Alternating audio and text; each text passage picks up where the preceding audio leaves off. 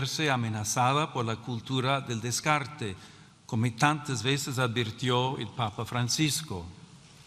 En este sentido, si la vida deja de ser reconocida como un valor fundamental, ¿qué futuro pueden tener nuestras sociedades? ¿Puede llamarse plenamente justa una comunidad que deje en la sombra al niño aún no nacido, al anciano, al enfermo, a quien sufre en silencio o a quien depende enteramente del cuidado de los demás? La defensa de la vida humana no es una cuestión parcial ni un interés confesional, es una meta de civilización. Toda vida humana debe ser reconocida y custodiada desde su concepción hasta su ocaso natural, en cada circunstancia de su existencia. Cuando esta certeza se oscurece, los más vulnerables son las primeras víctimas y la ley pierde su significado más profundo, servir y proteger a cada persona. Por eso la grandeza moral de una nación se manifiesta sobre todo en su capacidad de acompañar, proteger y amar aquellas vidas que atraviesan mayor fragilidad. El bien común es, en cierto modo, la forma social de la dignidad humana. No consiste en la mera suma de intereses particulares, sino en el conjunto de condiciones de la vida social que hacen posible a las asociaciones y a cada uno de sus miembros el logro más pleno y más fácil de la propia perfección. Cuando el bien común deja de ser horizonte compartido, la acción pública corre el riesgo de fragmentarse en intereses parciales, incapaces de custodiar aquello que pertenece a todos. En este contexto, reviste particular importancia la familia, realidad humana primera y fundamento natural de la comunidad. En el hogar se entrelazan las generaciones y se transmite una memoria viva que da continuidad interior a la sociedad. Allí donde la familia es sostenida, se fortalece también la estabilidad espiritual y social de las naciones.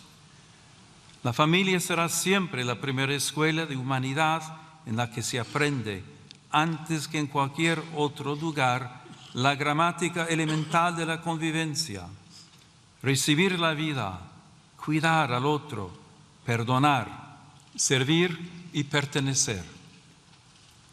También las instituciones educativas ocupan un lugar decisivo en esta tarea. En ellas, las nuevas generaciones pueden aprender a buscar y amar la verdad y a cuestionarse sobre el sentido de la vida y la dignidad de cada persona. Por eso, muchos padres deseosos de que sus hijos aprendan a relacionarse, a pensar con espíritu crítico y a adquirir valores sólidos, depositan en ellas grandes esperanzas como valiosas aliadas en su educación. Esta colaboración ha de respetar siempre el derecho primario e inalienable de los padres a elegir el tipo de educación y de formación que reciben sus hijos, en coherencia con sus propias convicciones morales, culturales y religiosas. La afirmación de la dignidad humana no puede permanecer abstracta cuando tantas personas se ven obligadas a dejarlo todo para buscar paz, seguridad y futuro. También el trágico drama migratorio interpela hoy la conciencia de las naciones y el fundamento ético del orden internacional. Numerosos hombres, mujeres y niños se ven obligados por circunstancias muchas veces dramáticas a partir de sus comunidades y dejar atrás seres queridos, historias y vínculos. Esta realidad rebasa cualquier lectura puramente demográfica o económica. Constituye una cuestión eminentemente moral y jurídica.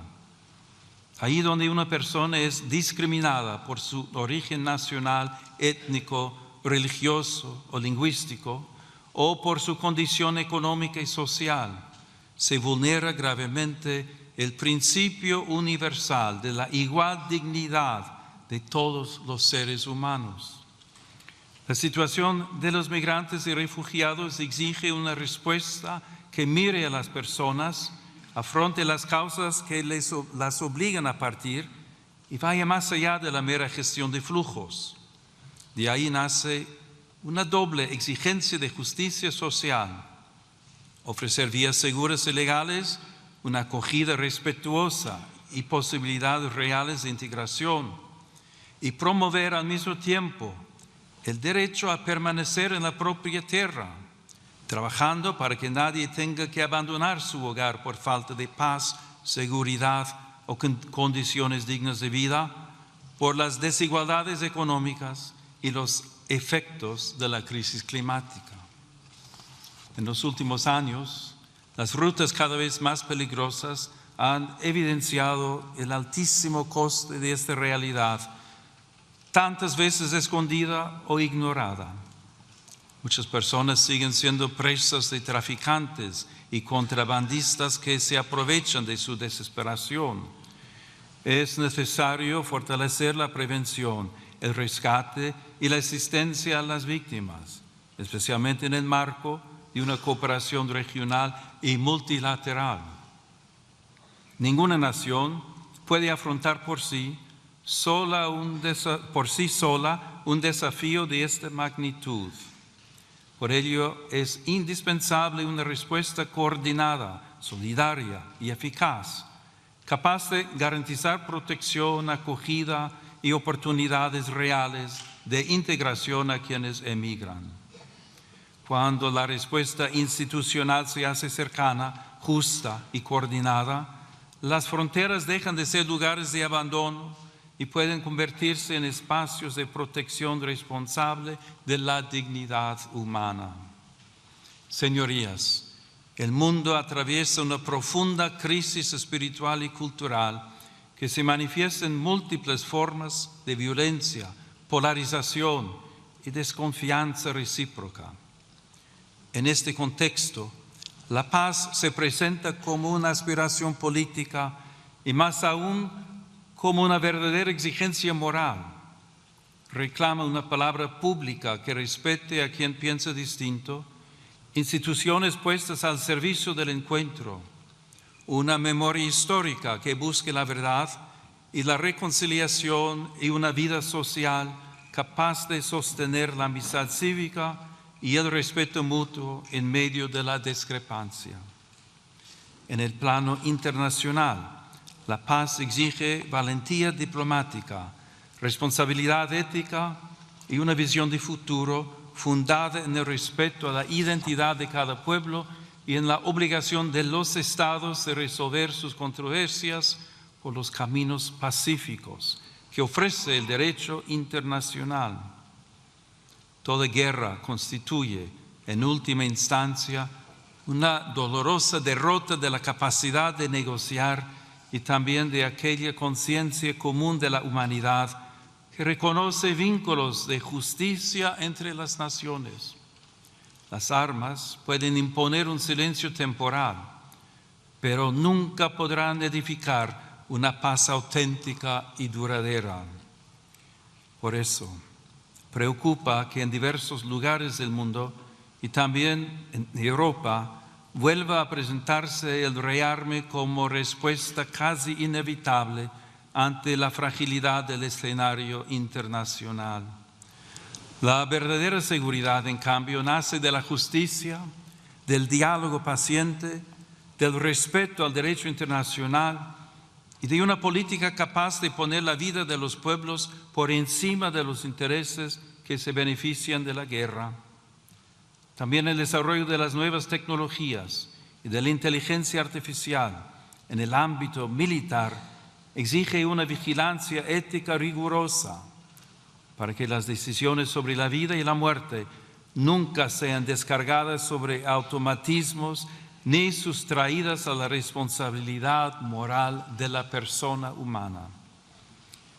La comunidad internacional está llamada a redescubrir el valor indispensable del diálogo como camino paciente hacia acuerdos justos y duraderos, fundados en el respeto a los tratados en la transparencia de la acción diplomática y en la voluntad sincera de anteponer la paz al recurso a la fuerza.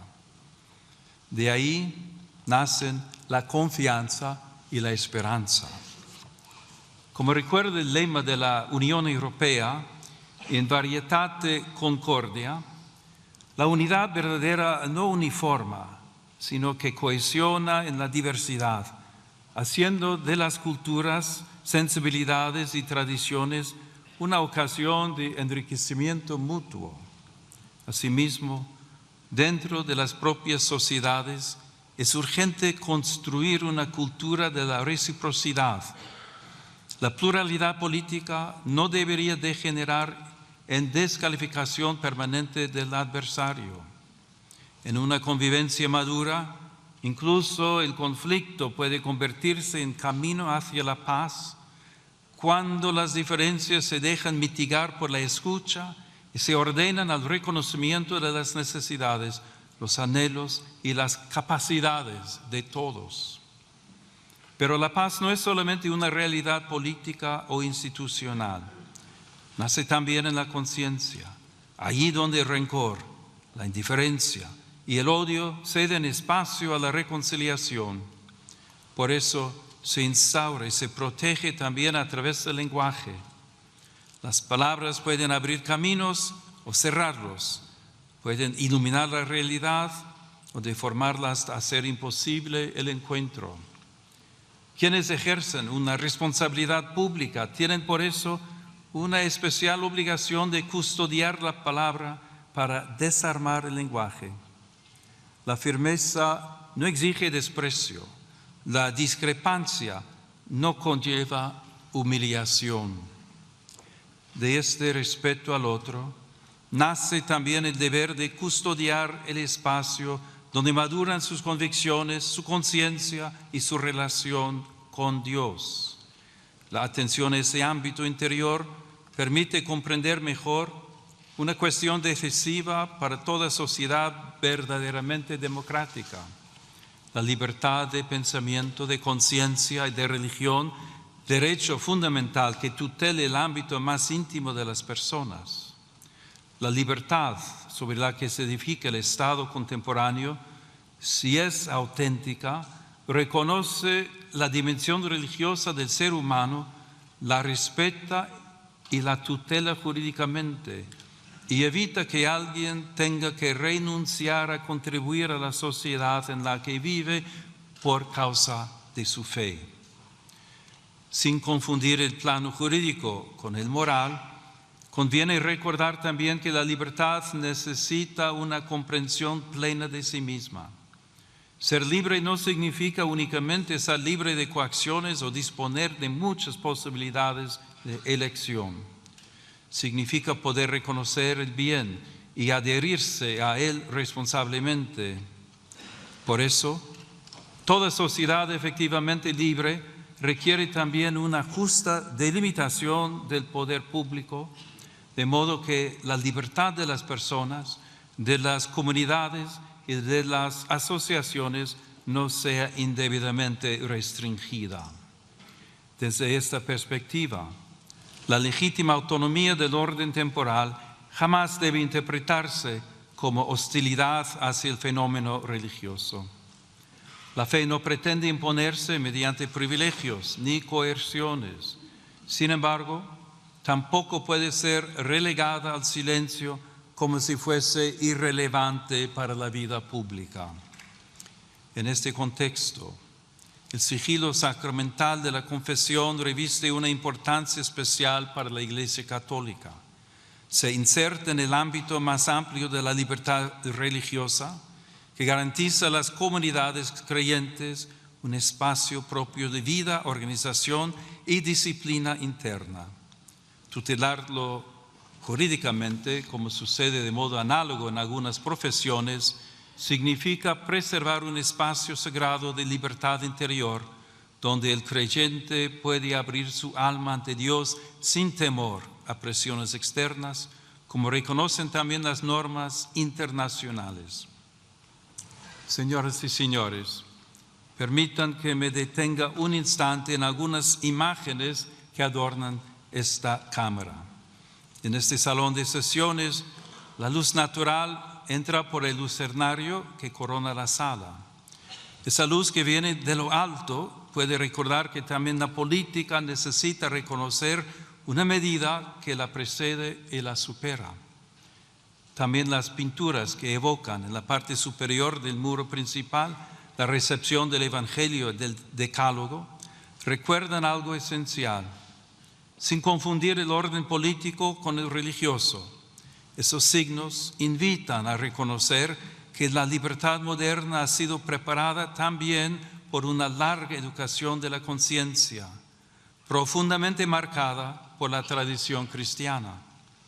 En esa escuela interior, los pueblos aprendieron que el derecho debe servir al bien, que la justicia pone límites a la fuerza, que el poder necesita legitimidad, que los pobres pertenecen plenamente a la comunidad, que el extranjero debe ser acogido conforme a su dignidad y que la vida humana jamás puede ser tratada como mercancía.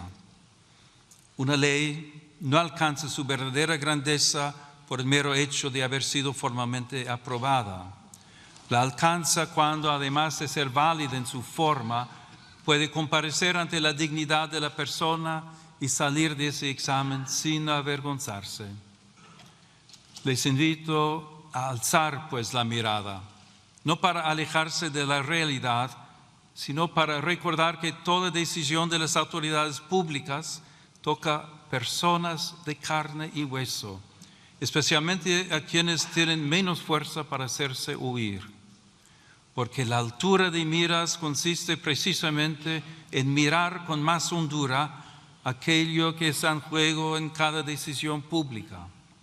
Por eso, junto a las respuestas técnicas y las reformas legales, hace falta también una renovación moral.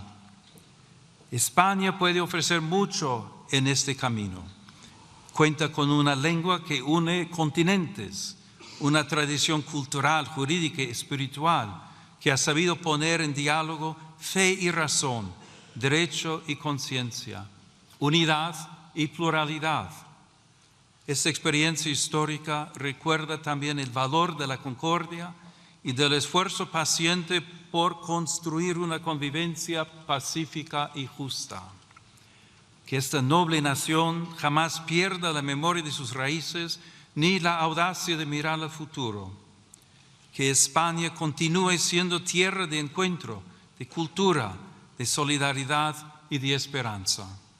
Y que su vida pública sepa unir siempre la firmeza de las convicciones con la nobleza del diálogo y la grandeza del servicio. Que Dios conceda paz a todas las naciones de la tierra, concordia a las familias y serenidad a las conciencias. Y que sobre el reino de España, marcado por la huella apostólica de Santiago y por la presencia maternal de la Virgen del Pilar, desciendan días de prosperidad, justicia y paz duradera. Muchas gracias.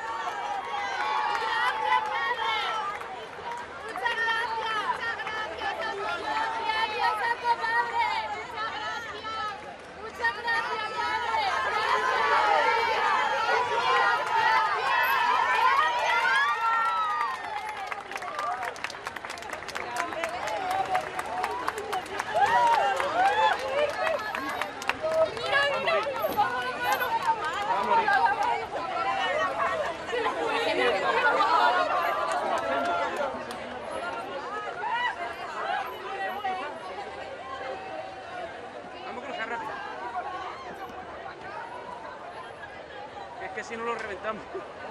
Si le pasa todo eso, lo reventamos, ¿eh?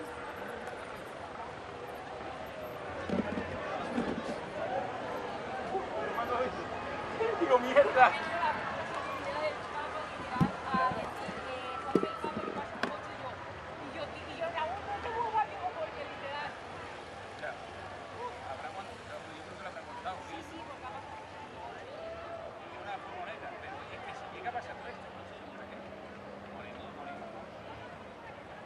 He tenido un planito después de cerrar el Papa ya después. Que mira, ya entre eso, ¿no? Entre lo otro. Mira, no encuentro aguantar. No, y yo dejándolo olvidar, dejándolo agarrar. Gracias, ¿eh? De verdad. No, porque me ha venido en el Vaticano y que sí, siempre la carne me venía hecho pa. Porque si no, claro, la rueda del coche del Papa se le enroscaba el cable. Oh, claro. Y entonces el hecho del tirón ya... No, ese era mi peligro, digo, se enrosca y tire para adelante. No, pero... Primo. A tomar por culo la cámara, a tomar por culo.